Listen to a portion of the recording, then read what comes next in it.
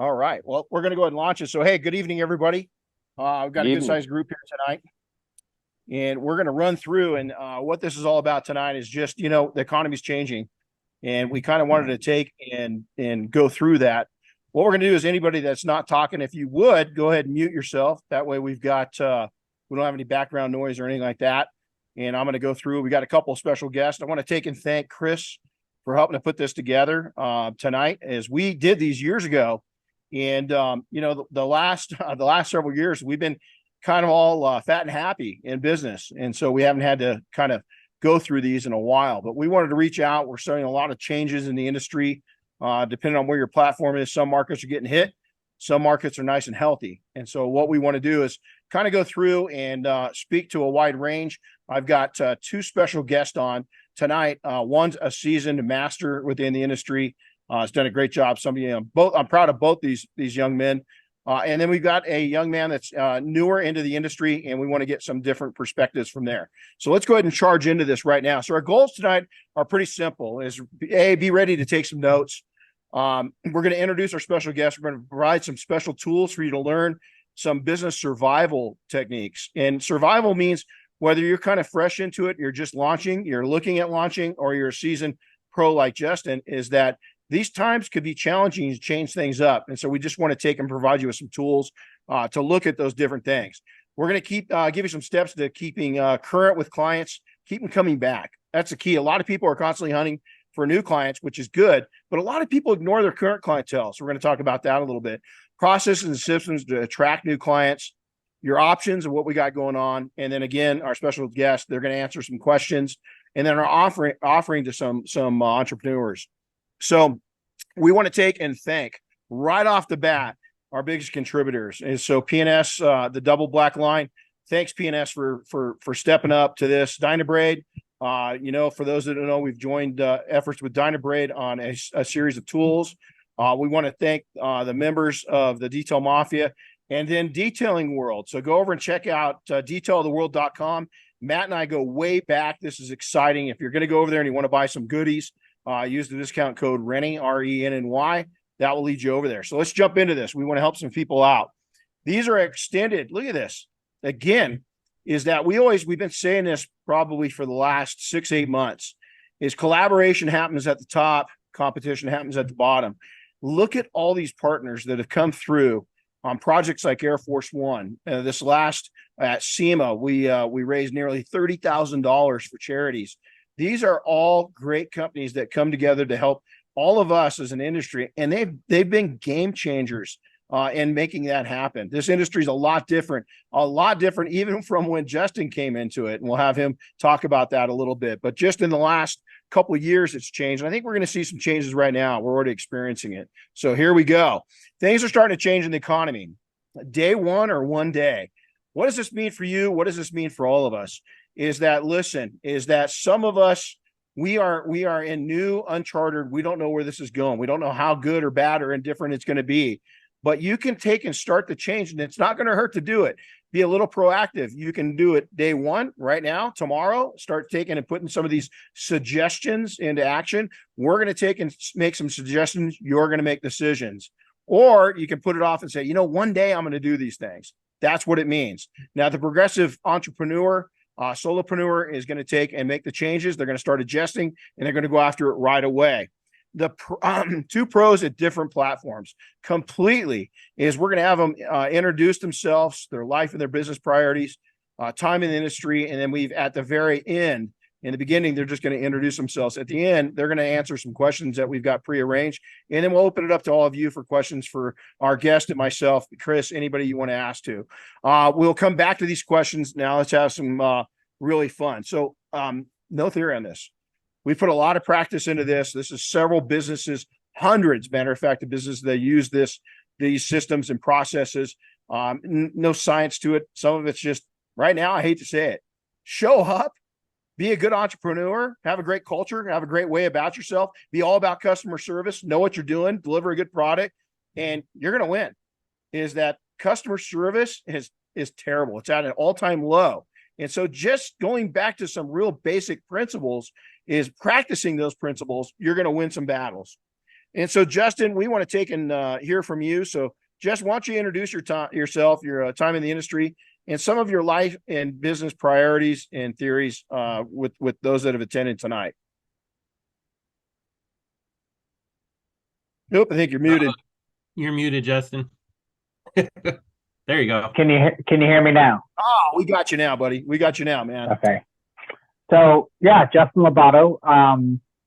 As far as detailing goes, in the detail industry, it's two different timelines for me. I got into detailing in late 2008, so we were already going through financial crisis in the world, or I should say in the U.S. with housing and other things.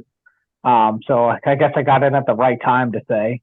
So I experienced coming into detailing at that time, and then coming into the detail industry was, gosh, I got introduced to the industry through online, YouTube. But online and YouTube was a completely different animal. 2010, 2012.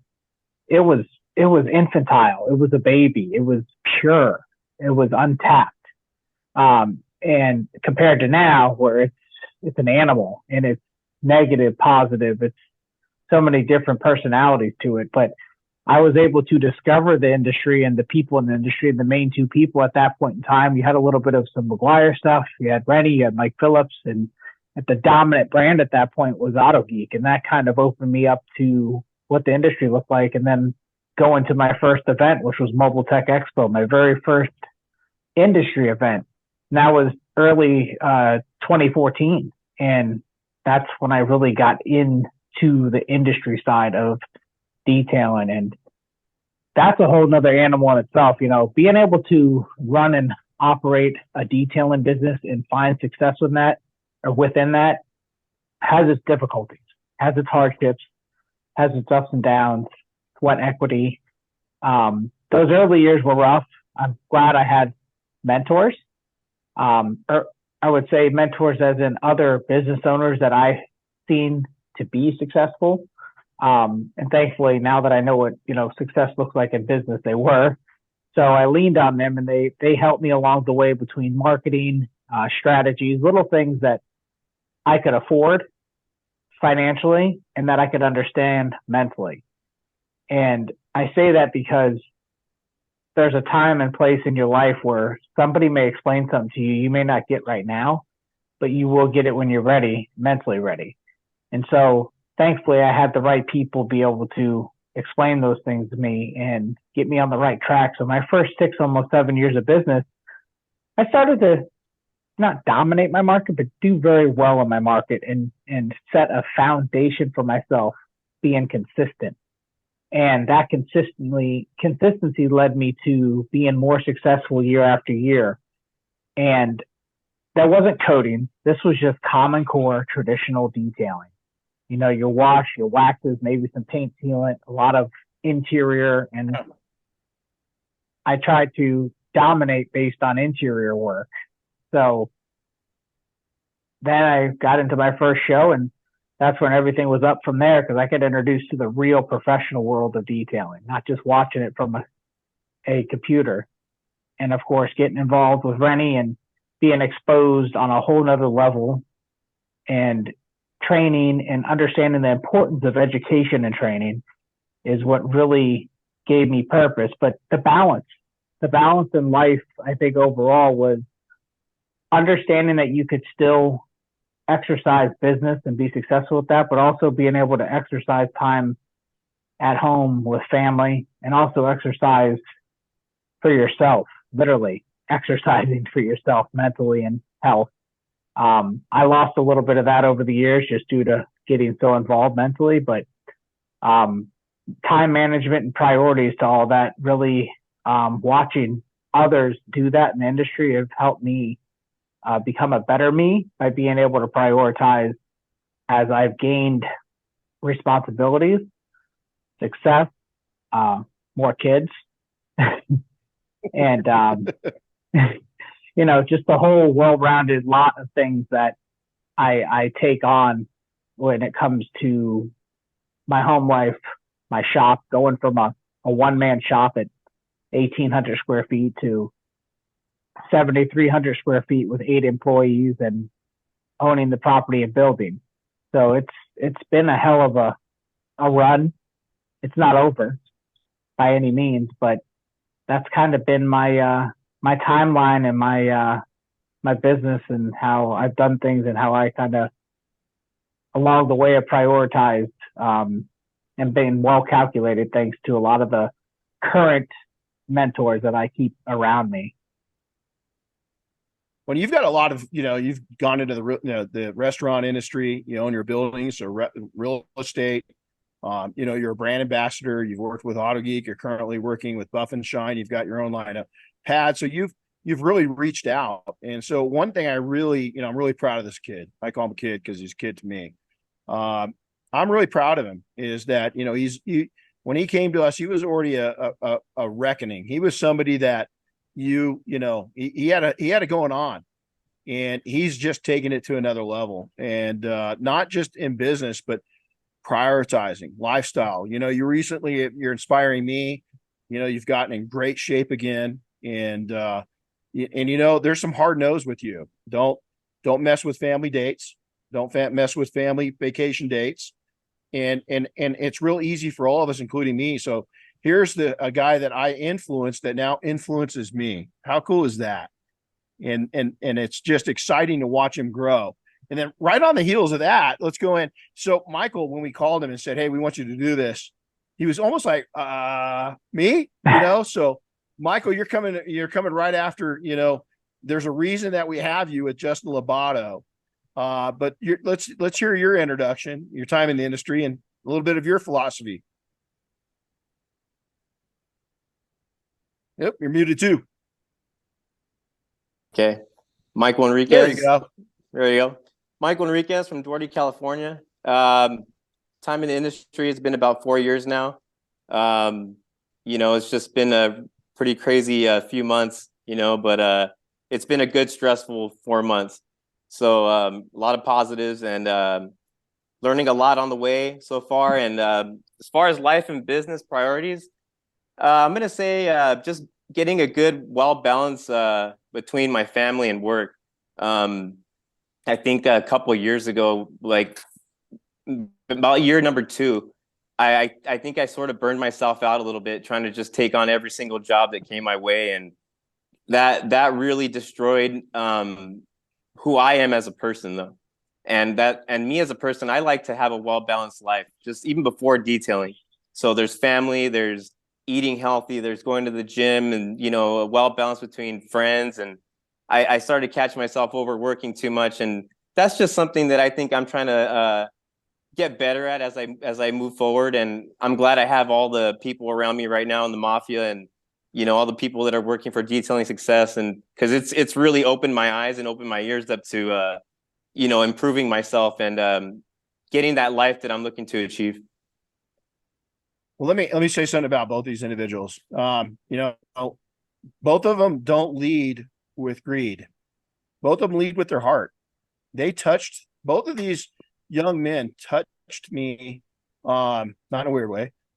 They touched me emotionally. They touched me.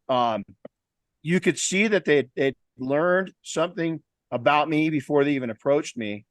And, they were putting deposits into life, their business, their community, and relationships before I even knew them. And that's why we have them right now, because they understand putting deposits in. Is that you've got Justin that's just been a sponge, but then is such a good sounding board for me. You've got Michael that comes in his first day of training. I just, months ago lost Boomer, our dog, and he comes, it's still hanging up here, buddy. He comes in with a portrait of Boomer, and there's a lot of tears shed during that training. So these gentlemen lead with emotion, but they know when to leave the emotion out of business, and they know how to conduct business. 2 different platforms, 2 different individuals. We'll get back to them here in a second. So let's ask yourself these questions real quick. And I'm going to kind of rush through these. And so, it's not to rush, it's to respect your time. Is what do I want for my business? Ask yourself this. Am I building a business around my life or a life around my business? Because most people start building a business and they fill in the voids as they can. Is that their business is all consuming. I would much rather, and I think these two gentlemen are building a business that's around a life structure that they enjoy. So ask yourself that. Are you dream, vision, plan, and execute ready? Meaning, are you going to take and dream it, vision it, plan it, execute it again and again and again? Because your platform is going to change constantly. The economy is going to change. Everything's going to change, and you've got to be ready to redream, revision, replan, and re-execute. Will I need to survive or thrive soon? Ask yourself that. If you're financially weak, you're new into the industry, you don't have a lot going on, you're going to have to go in survival mode. If you're in a case like Justin, where you're in a good spot, you're going to have to take and figure out how to thrive mode, because there's going to be market opportunities that come up where you're going to capture some market share. Am I a drop shock ready? What's that mean? We're going to get into that second. See this picture of hanging off a helicopter, is that we call it drop shock when they drop you in. We're going to ask you, because there's going to be a lot of people getting some drop shock here real quick. There's already some people realizing that, as that the economy is already gobbling up and creating its first victims. Am I the local go-to expert? You need to be. And if you're not, then you need to become that, because whether you're a solopreneur or an entrepreneur, is that those things are really important to become that local expert. What is my will to survive? Another term that we're going to go over, it's a search and rescue military term, is that, again, Justin's gone in, he owns a building now, he's gotten a lot bigger.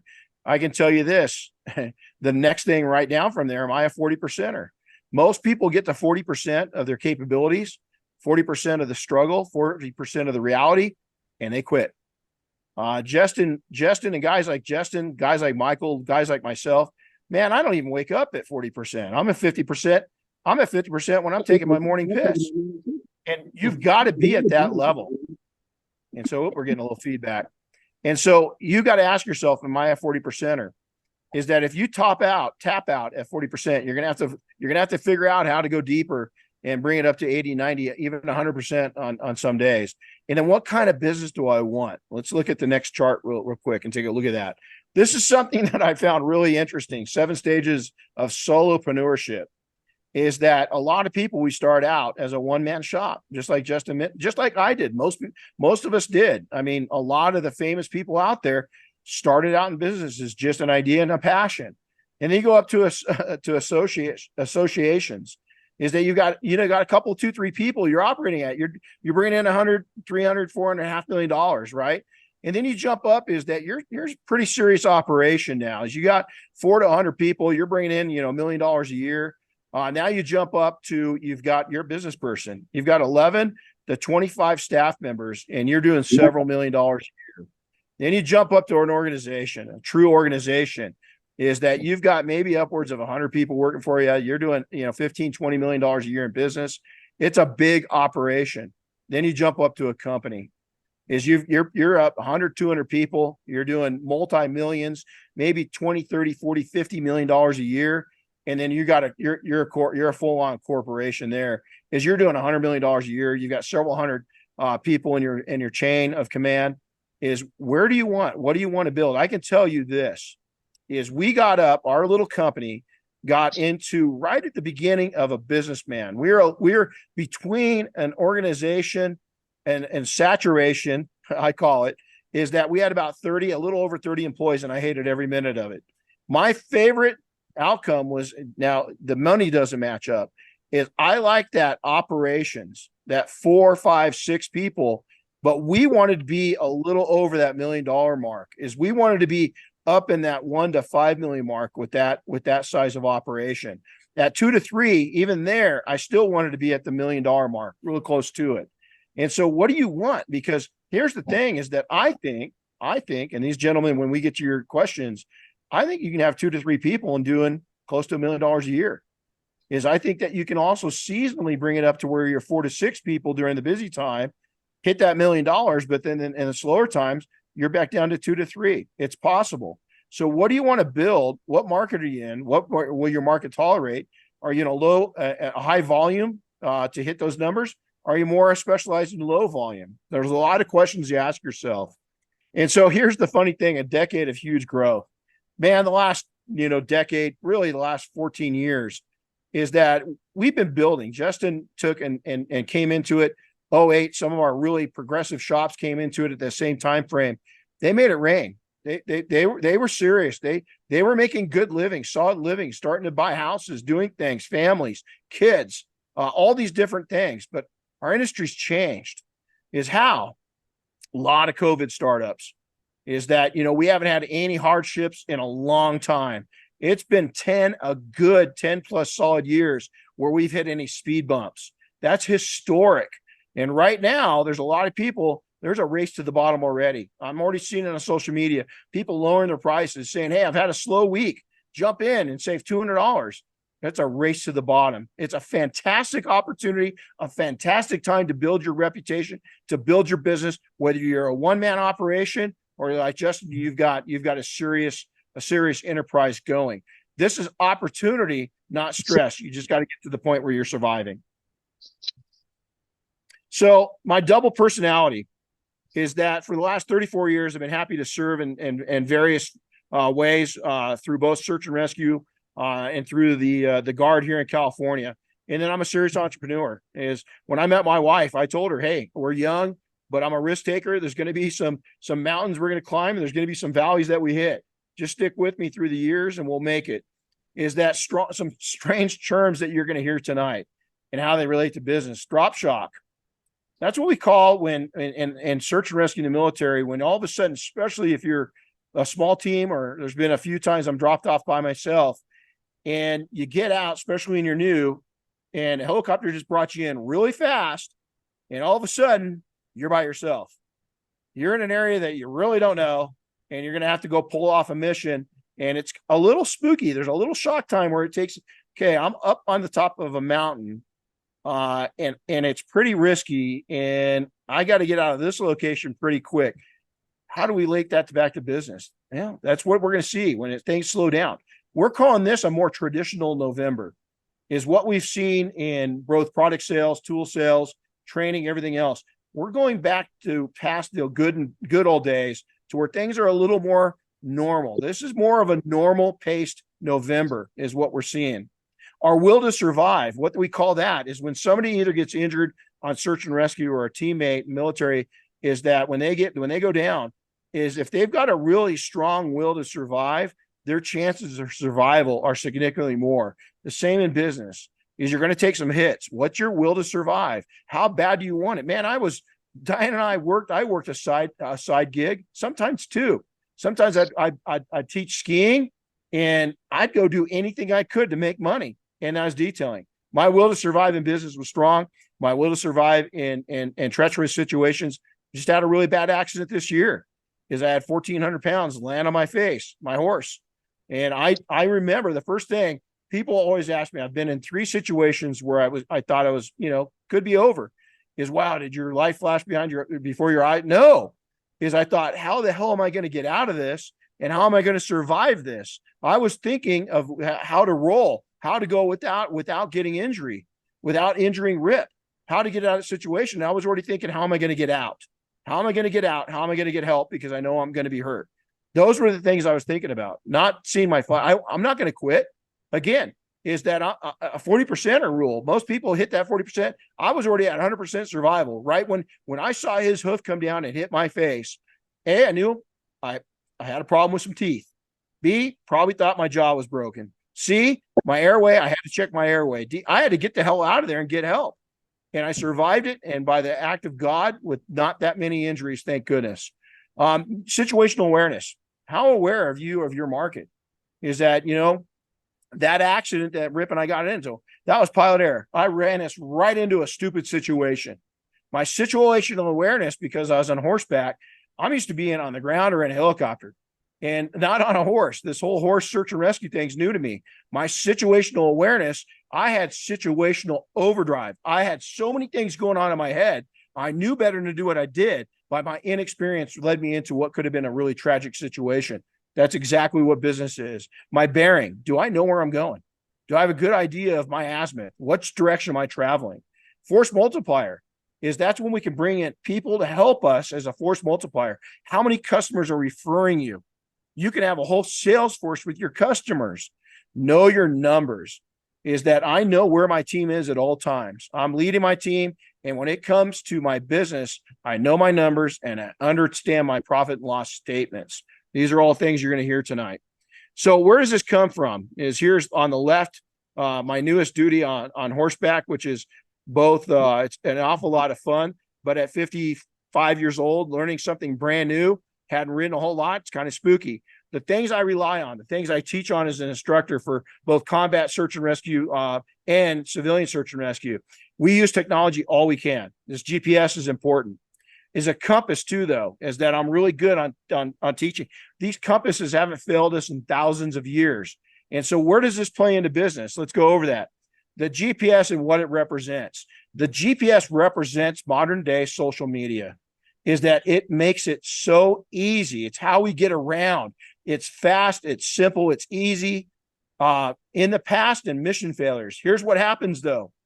The value of a GPS is huge, but so many people rely on their cell phones, picking up their cell phone and calling 911 for help.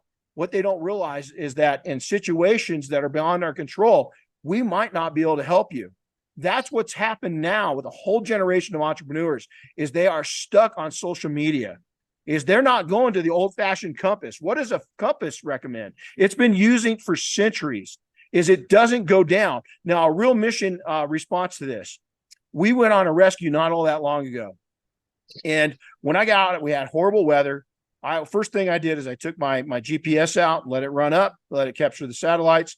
Second thing, while I was doing that, pull my map and compass out, and I find out exactly where I'm at. I also find my bearings and my azimuth and reverse azimuth, so that if I get down in there and my GPS stops working for some reason, guess what? I know how to straight get out. Matter of fact, the terrain was so rocky, I decided, you know what? I'm just going to go ahead and go right off my compass. I know right where I'm at. I'm going to take and check in on the map every once in a while.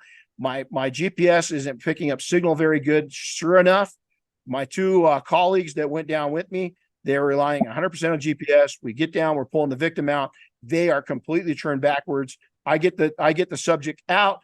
I got to go back and get a couple of search and rescue people out. They relied on technology. What am I talking about here? Is, you know what a compass is to business? It's relationships. It's building up one-on-one relationships. And very, very few people, just like in search and rescue, they don't know how to use a map and compass. A lot of people just don't know. They go into the wilderness and they're relying on technology, social media, and they don't know how to build relationships up. Right now, when you get into to survival mode and expansion mode and bad economies, I'm going to tell you right now, it's all about building up those relationships, one-on-one relationships, and building up trust. It's weird. It's rare, and weird is wealthy. Simple as that. So here you can see right here, we're training soldiers, we're training search and rescue people. Is we are relying, that helicopter coming in was brought in with a GPS. We brought the coordinates up immediately, brought them in. But in two illustrations right here, we've got compasses out, we got pen and paper, we got maps, and then we're digging old-fashioned shovels. Sometimes you just got to get down in the dirt, get nitty gritty, and go meet some amazing people and put yourself out into your community. Your options these next few months is survive by the skin of your teeth. I don't care. Is that when I survive, it's survival. Survive any way you can. Just survive. Go from survival to growth. Capture some market share. That's going to be a big opportunity. It's already happening. We're already seeing it in certain markets. Now, some markets, not going to fill it. Other markets here in Southern California, already filling it. Start to figure out new profit services. What the locals, what do they want? What are they buying? What are they willing to spend their money on? Maybe what you were selling them and offering them a year ago, maybe it's not a go. But maybe you can make just as much per hour by offering them something different. Survival turns to a solid thrive pace. This is what the seasoned entrepreneurs are going to do, is they're going to go into a solid, nice pace, just like running a marathon, just like climbing a mountain. They're going to go into a nice, solid pace. Top of mind, pole position locally. This is huge. What do I mean by that? Top of mind is, who do people think about when they think about detailing? If I say fast food, I think of Chick-fil-A. So I'm a little thick. And I think of In-N-Out Burger. It's a bigger reason I'm a little thick. Is those two. I don't think about the other ones. Matter of fact, I don't even want to eat the other ones. I only eat those two maybe every 6 weeks. I'll get one of those tasty treats. But when top of my marketing, if I think about a fine watch, we're going to talk about watches here in a bit, I think about Breitling.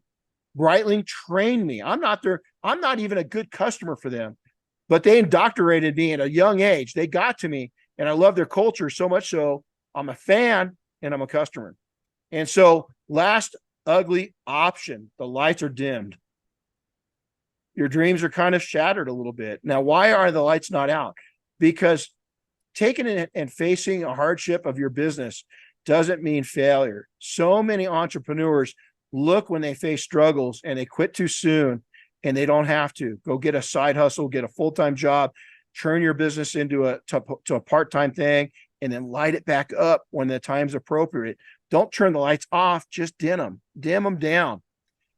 When starting fresh, or if you want to take and simply survive, you're in growth mode, you've expanded, things are tight, you've got a bigger shop, whatever the reason is, or you're brand new, you're just starting out, buy lots of shoes. Yvonne, our friend from IAK Sprayer, said that last night when we had him online with our group. Buy a lot of shoes. What's that mean? He's going to go a lot to door. He's going to be knocking on doors. He's going to hit get a lot of no's. He's going to go and just wear his shoes out, talking to everybody in town about his business. I love that approach. When he said that, I wrote it down. Become the local expert. Social media, this is where you're going to use your GPS, just like we do in search and rescue, is that you're going to go in and be that local expert. You're going to get on social media and you're going to educate. So many people set out ads. We see this nonstop. They're putting out ads. Is that they're not showing people what they need and want. They're putting out ads. They want to sell something, educate people, entertain people, and then have live local education events. Be known, build others up. If you got business that you can refer to, send business other people's way. Don't be stingy. Don't just look at it from your standpoint. And then here's the other thing. And I know that Oscar's online. Oscar did this to this business. I did this with mine. I was meeting myself to death. What's that mean? Is Monday, I was at a lead group meeting. Tuesday, I was at a chamber meeting. Wednesday, I was at another lead group meeting. Thursday, I was at the Rotary Club meeting. Friday, I was volunteering. Saturday, I was at car events. Sunday was my down day with my family, with myself. And then I repeat.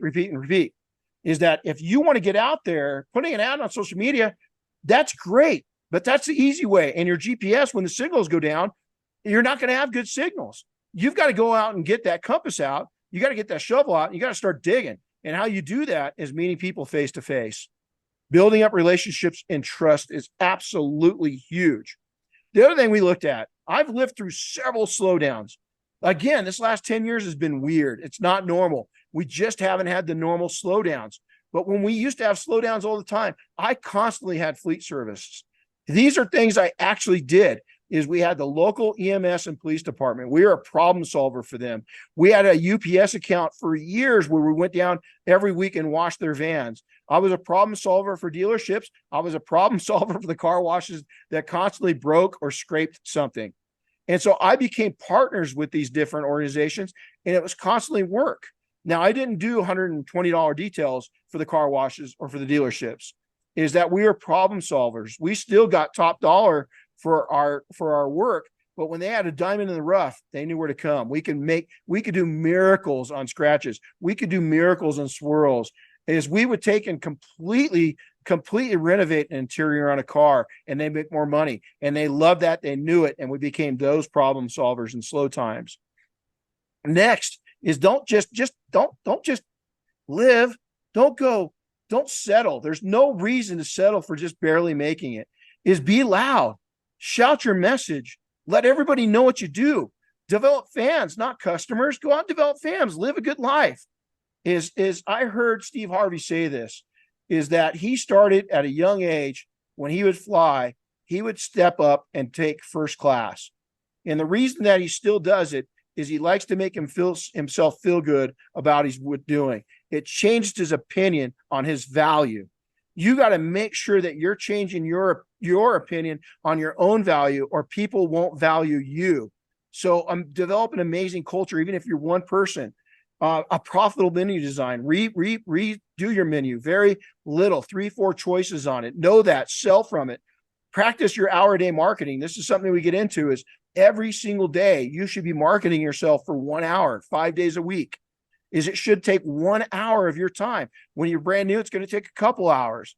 And then be wanted, be needed, and be trusted. When we turned our company over to where people came to us because they trusted us, is that our profits went through the roof. When everybody else was dying, we were surviving. And that was a privilege. Now, at all levels, take action. Action is so important. As you heard Justin, mentored, coached from people who have been there, done that. I still am coached. I'm coached by these guys.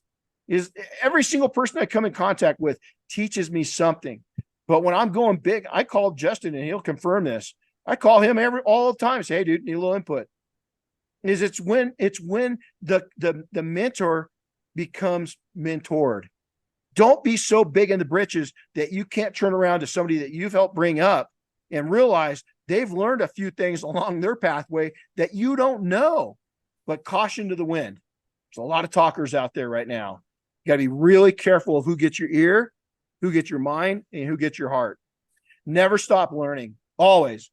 Justin says, man, I'm not done. I'm 57 years old. I'm not even close to done. I'm getting into my peak right now. I'm just coming into it. Is that my goal is to make more money in the next 10 years than I've made my entire life combined. Is that slow down? Yeah, I'm picking it. You saw the skiing picture. I live a good life. I go out and screw around with my horses. But when I work. And most people still can't keep up with me. Fine tune your menu. Don't cash discount, but I hate cash discounts. I'm all about adding a windshield coating or something like that. But here's the reality. It's easy for me to preach that, right? I remember the days, and I say this all the time, when I had a debit card and I had to get gas in my work truck, my detail rig, and I wasn't sure there was enough money to put gas in the damn, and it was like going to Vegas. Come on, baby. Come on, baby. I just need $10 at the tank. Man, I took jobs that normally would have been $150 I don't care. If I could got $50, I don't care.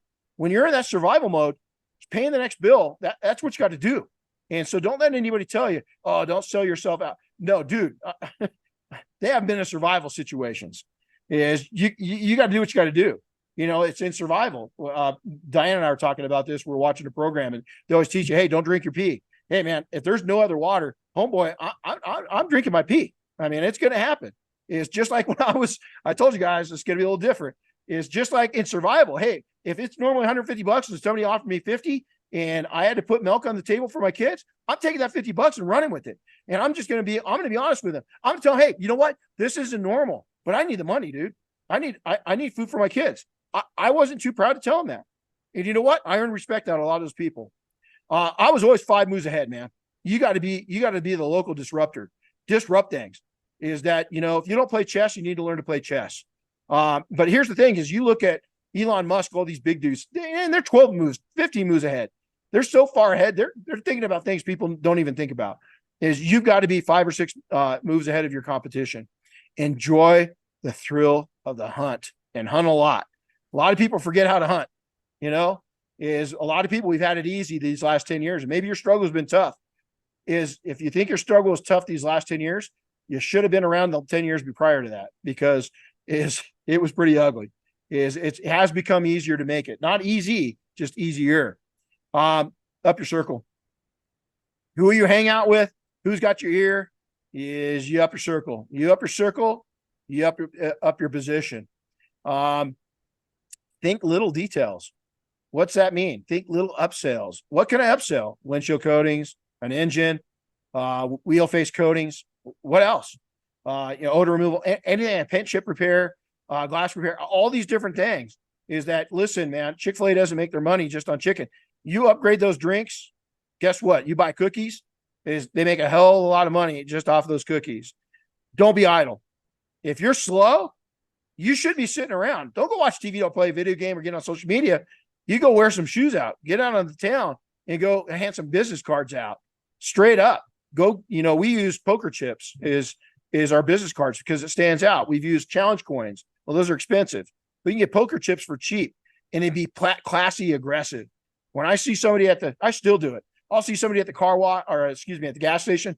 They got a nice ride. I'll go to and say, man, I dig this Porsche. This thing, what year is this, and that? And I'll hand them a card. Hey, man, if you ever need anything, look us up. We got a great product line.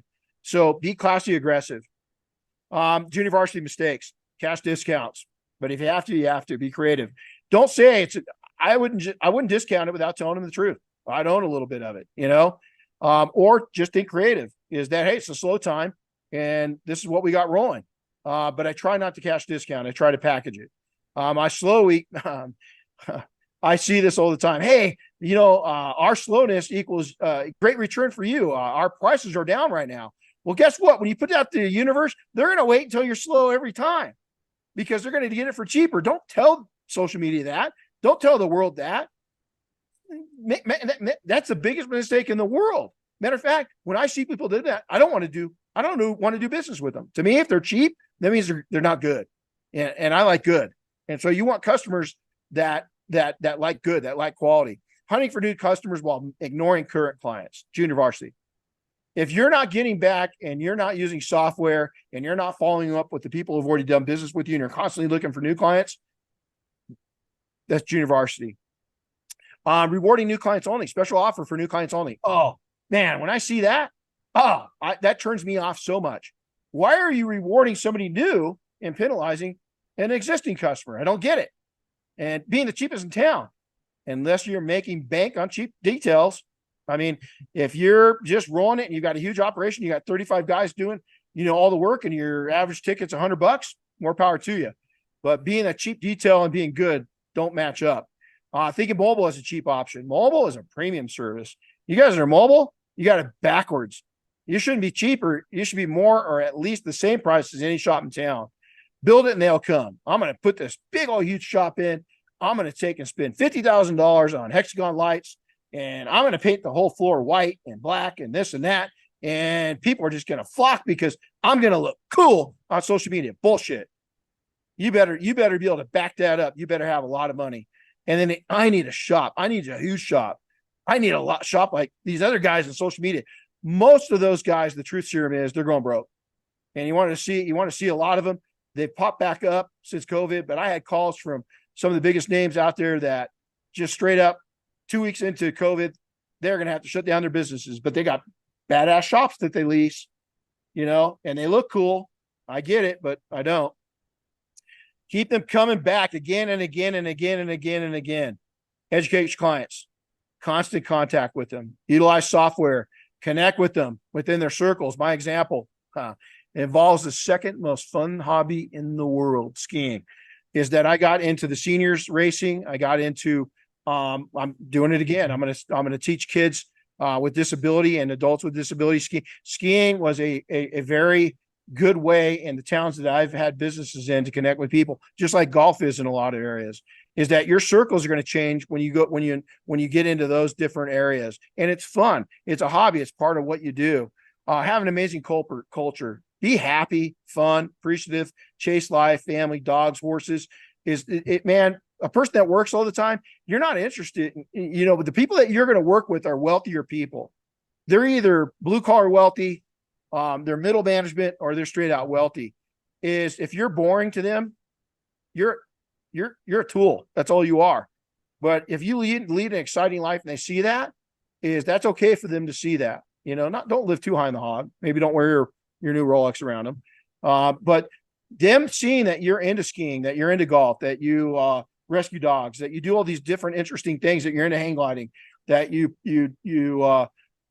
volunteer and teach people, with disabilities, scuba diving, all these different things, that makes you interesting to interesting people, and interesting people, they spend money. So make sure that you kind of stand out a little bit that way. Be your brand. Let them see you, know you, be real, be likable, be fillable, be respectable. Is that if they think they can take and beat you down on price, that's not respectable. Is that you want to take and hang at your price. Don't be stupid with your rowdies. Don't, you've got a reputation to build. You've got to build that reputation up. It's going to take time. Is these two gentlemen right here, it took time. It took me time. And then train your market to want the experience that you offer one day. Here's a great example. I'm not a real big Rolex guy, but I'll tell you what, I'm an aviator. And Breitling, right there, that's my other one. They suckered me. I mean, they convinced me to be a customer. The reason why is I love their culture. And guess what? And I'm not their average customer. I'm a blue collar guy. Matter of fact, the last time I took it in to get it serviced, you could look at them like going, that one watch that you see right there that's on the screen is a pretty rare watch. And they were like, and there's a story behind it. Yours truly had to pay the dealership fees on that. John Travolta was one of our customers. He liked me and got me a watch. All right, sales cycles. Here's where you don't want to be, is down in the wipeout zone. That's where a lot of people go. They don't do any marketing. They're up on top. I'm busy. And the wave crashes down, and now they're in the wipeout. If smart entrepreneurs are going to take up in that smart area, once that wave starts coming down to the break, they're going to get really active. A wise entrepreneur, they stay on top of it an hour a day, 5 days a week, and their marketing and their schedule never tanks. Stay at the top of that wave. Now, Justin, we're going to get into some questions real quick. And here's some of them, 4 of them for you. So, Justin, Renny, real quick, Yep. before you get going, I didn't want to break your concentration, but everybody wants to know what your first favorite hobby in the world is. Use your imagination. My wife's beautiful. I'll just put it that way. You know, it's come on, it's every and don't blame me for saying that. You know, a lot of you, I'm going to go back and show my age. Dr. Ruth said that. She used to do commercials for ski companies. And she said, you know, skiing's enjoyable, but it's only the second most enjoyable hobby in the world. So I'm stealing something from Dr. Ruth. A lot of you are going to be young and you're going, who the hell is Dr. Ruth? Go check her out. She was, yeah, never mind. Just go Google Dr. Ruth and you'll see what I'm saying. But she's to blame. She said that skiing is the second most entertaining sport in the world. I'll let you use your imagination from there. All right. So Justin, best lessons you've learned, buddy. Share it with us. Oh, you're Make sure muted, to- yourself. Justin. I could have probably hit that button myself. Sorry. Best lesson or lessons, plural? Well, you know, yeah, something that, you know, 1 or 2 that you could share that throw out there. You think that it'll resonate with people. You're thinking about this surviving and thriving thing. What's some lessons you learned? So first and foremost, one of the biggest lessons I learned was don't focus so much on the craft of detailing, because there's so many other business opportunities that will pass you by. Because if you're so focused on the craft, you're not going to be able to understand the business and the business opportunities presented to you. So that was one of the biggest lessons I learned, because I went down the rabbit hole. I was one of those, I geeked out. I literally just was one of those that just loved every aspect of it, the purist. I mean, I was going down that road. And I'm glad I didn't achieve where I see some of these guys, and mad respect to them. They know their shit. They know it well. But man, like you said, Renny, they're also broke as hell. You know what I mean? Yeah. That's great. They're smart. They know detailing through and through. They could speak it in their sleep, but they don't have nothing in their bank account to show that.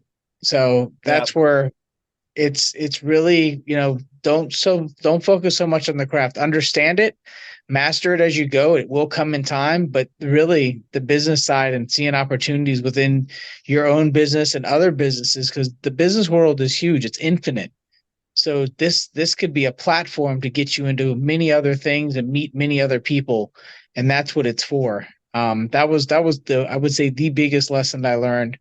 And then other lessons and hardships. I mean, communication, relationships, just like your wife, your girlfriend, your kids, your friends, your family, staying communicated and being real with your customers. You know, that's a huge lesson, just to be honest with them, be straightforward, and try to learn. If you're an introvert, try to learn ways not to be, so that way you could communicate better, because you've got to have hard nose, you've got to hard yeses, but the respect that you get is much greater when you walk into that room with your chin up and not your chest out, but your chin up, and you have that respect for yourself. You're going to get respect from others, and being able to talk to people properly. And that's where, you know, you learn from people and learn how and what they want. And then you're able to basically provide what's needed, and you become a better service person, a better business person by doing that. Preach it.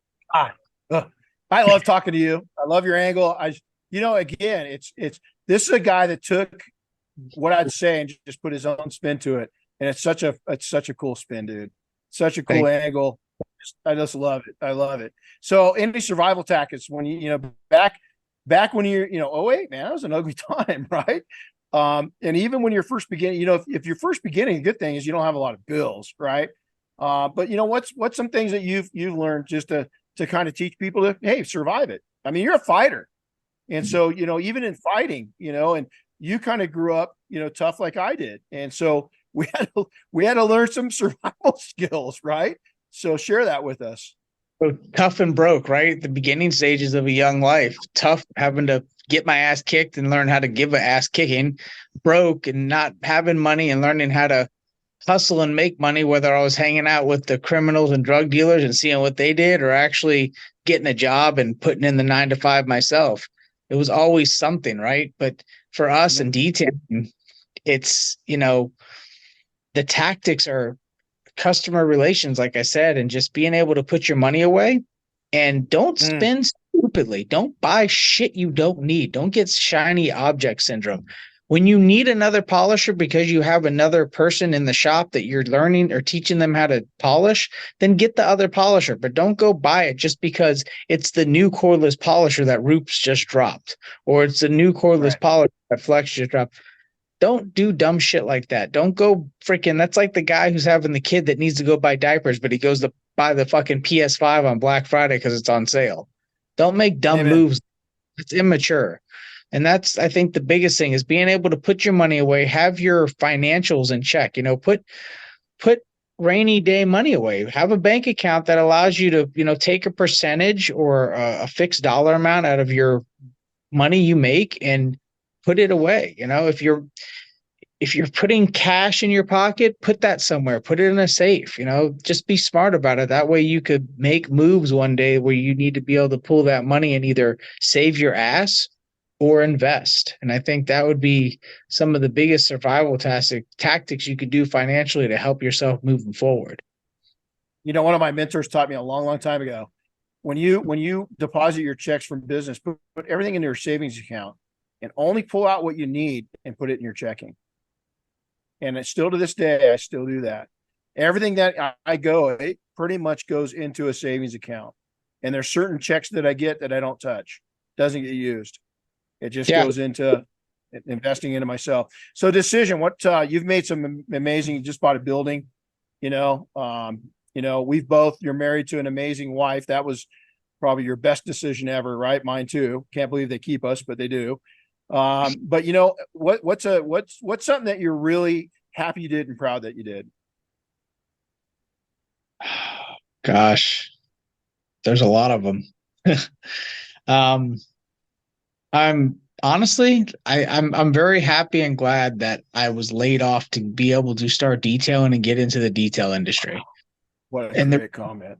It changed my life from being such a fuck up kid in my early teens to late 20s and not having direction, that it gave me all the direction I needed to become the man I think that I am at 41 years old.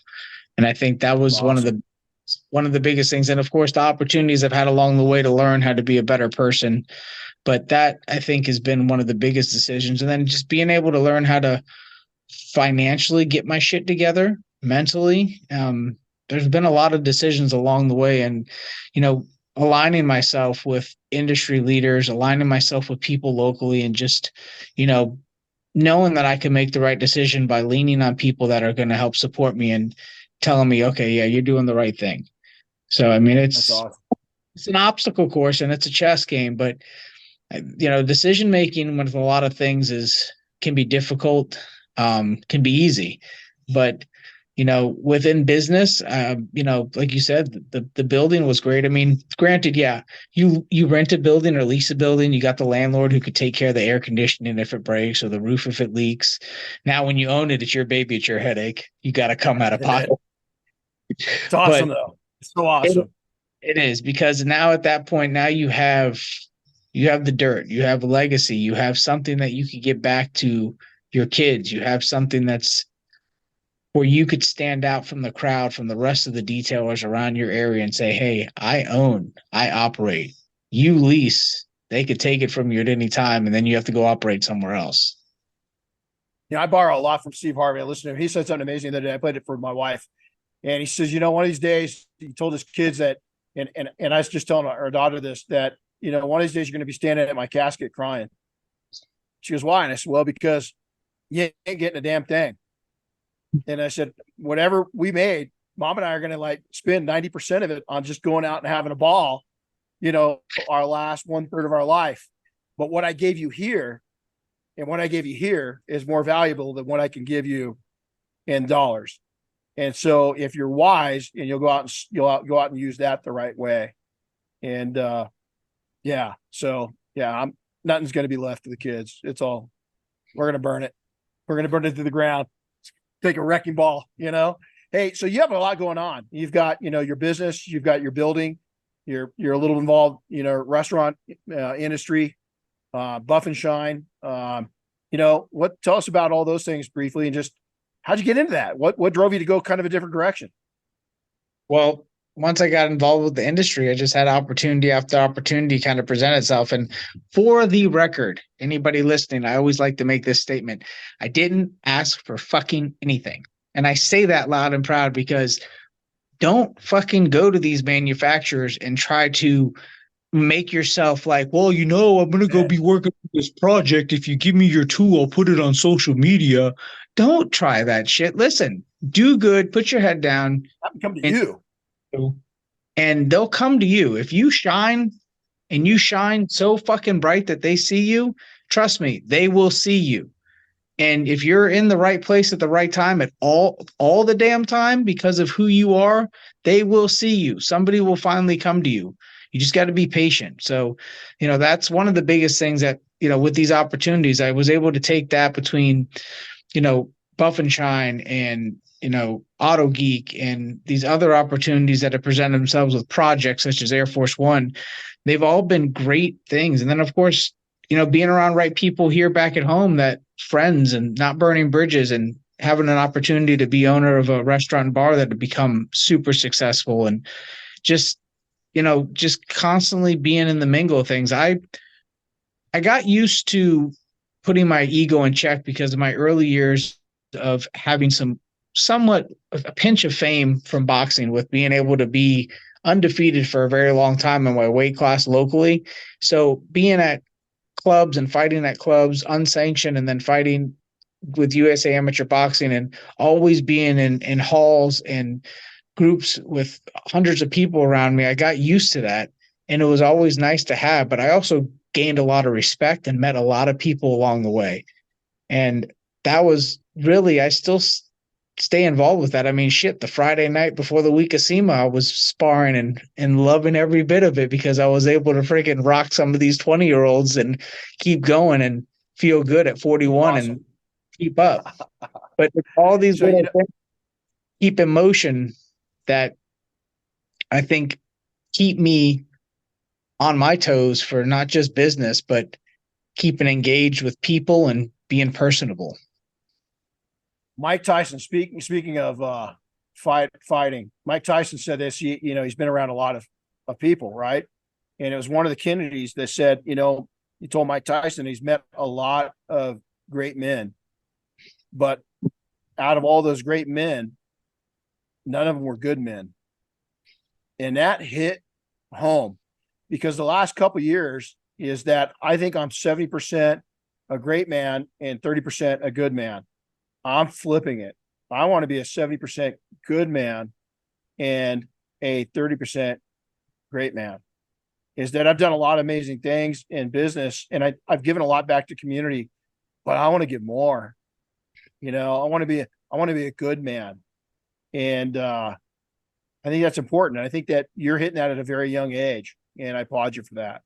I think you've realized a lot, and through your experiences. Not an easy road. You said it. Everybody wants what you want. They just don't want to pay for it, and you've paid for it, my friend. So young Michael, I see you moving around. Another guy that's really into working out.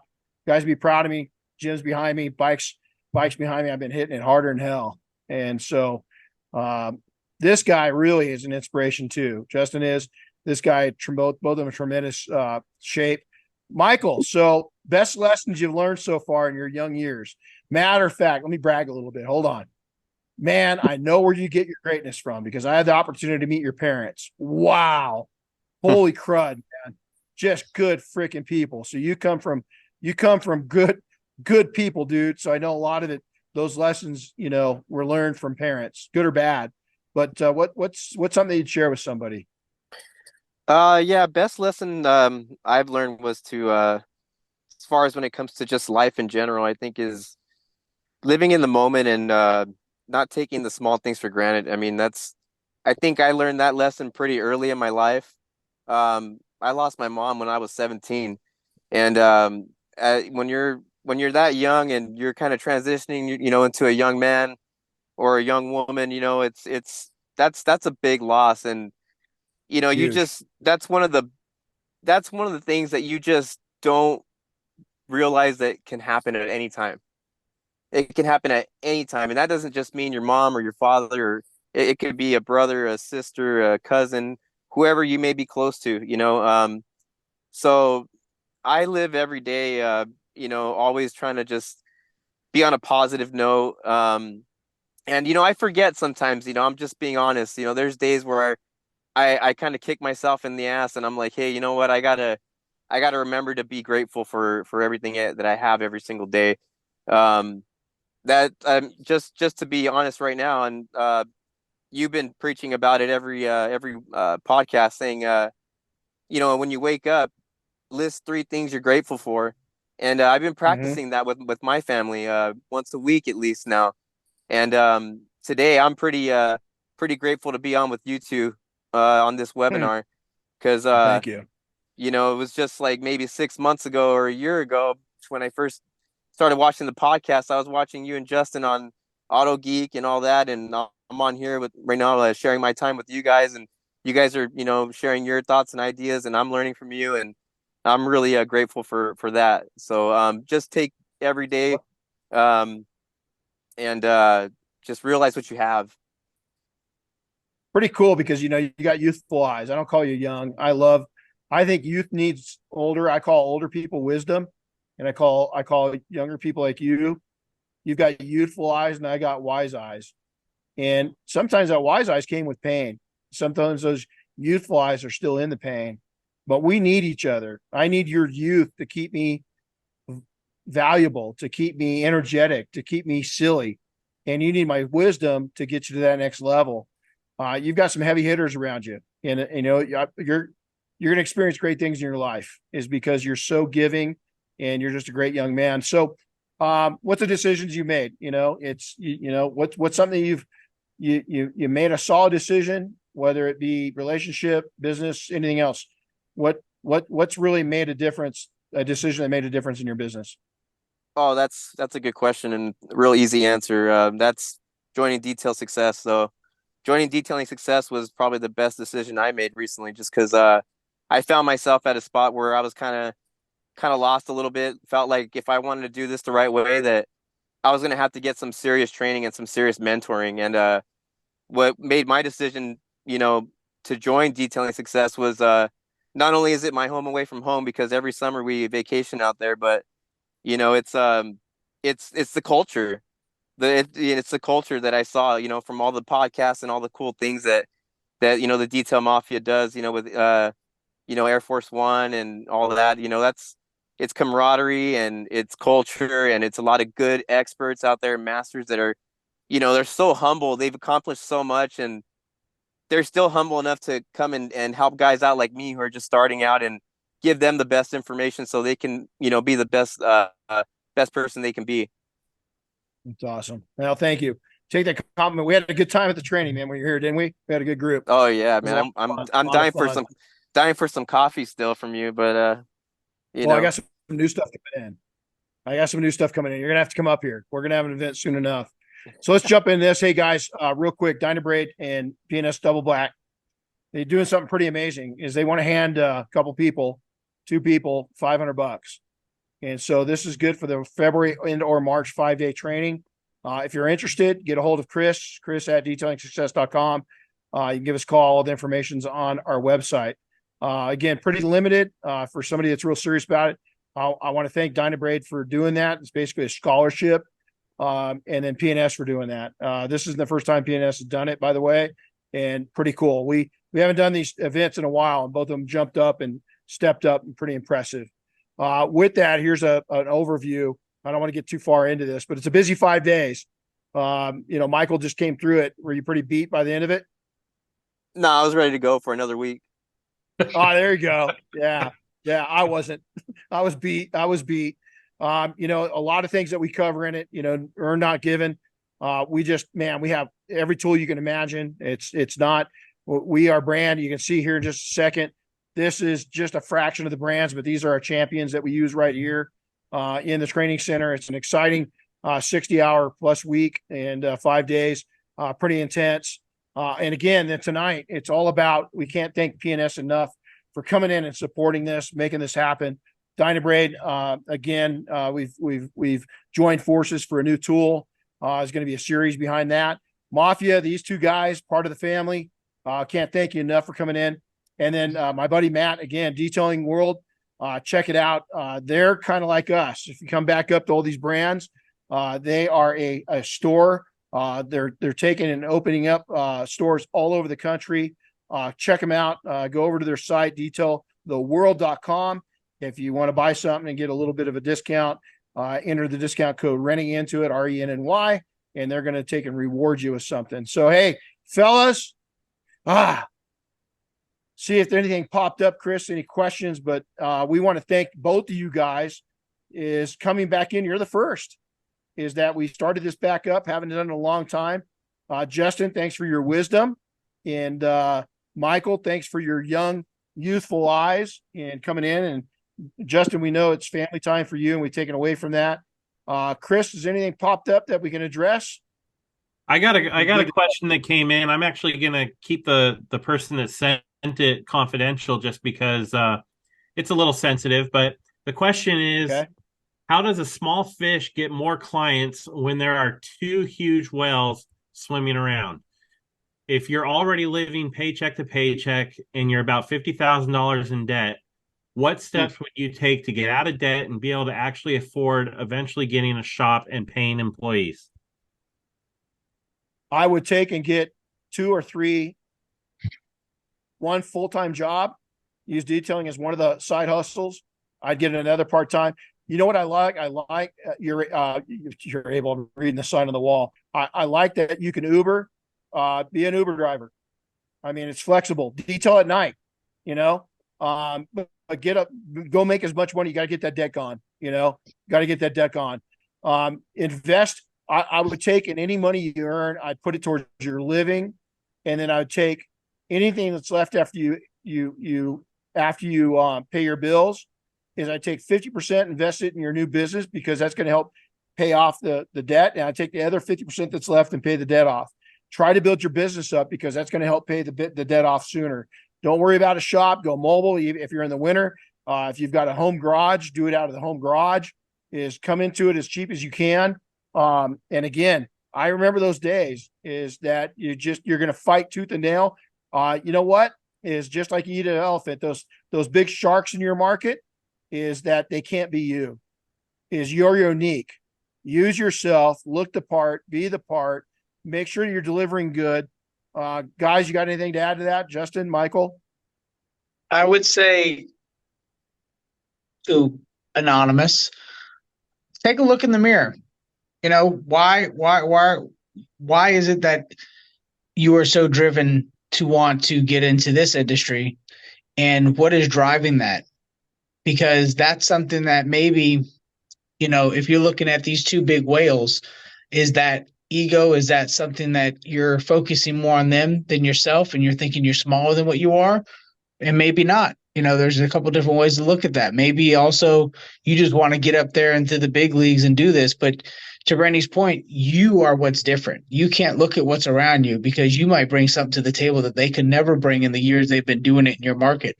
So you need to get up, start hustling, and basically work every day you can, Monday through Friday, and save that Saturday and Sunday to build your client list. And so that client list allows you to quit your other job and really take the market by surprise and do you.